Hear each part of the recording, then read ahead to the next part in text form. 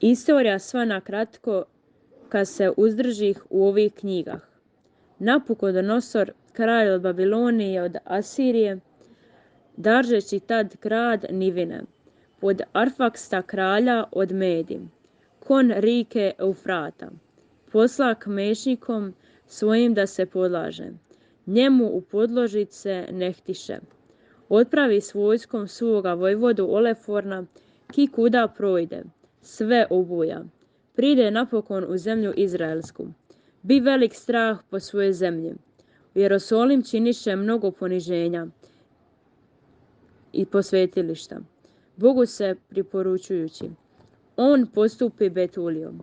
Odvrati vodu kao grad ta teciše. Zdence prigradske čini čuvati.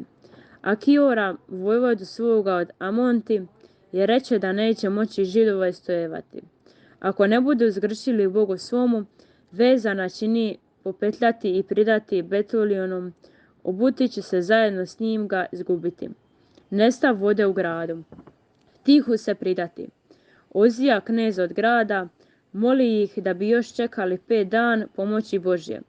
Judita, udovica sveta i plemenita, kara ih da bih Bogu roke postavili. Sama onu i noć molili se Bogu. Ureši se. Pojde s rabom svojom Abrom, ka Olefornu i nakon 4. dne, kad on pijan zaspa, otkla mu glavu nožem njegovim. Stavi ju na grad. Vojske se pristrašiše. Grajne ih tiraše. Biše odriše. Bogati se vratiše. To vidiš je Akior, prija viru njih i pribiva s njim u Betuliju. Od Jerosolime dojde veli pop Elikrijam sa svim popi Juditu vidjeti. Boga slaviše, nju hvališe.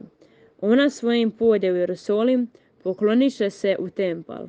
Dare prikazaše i tu se 3 mjeseca veselivše. Demom se varnuše. Judita posli parvo muža, mane se na drugoga ne poja. Živi 105 lit. Leže u grob muža svog. 7 danju puk sitova. Za nje života ne očutiše. Nevolje ratinike. Dan dobitja nje svako godišće bi baržen i čtovan. Od svega puka izraelskoga. Dokla tarpiše u stanju svomu. Nasem vazda Bogu hvala. Amen.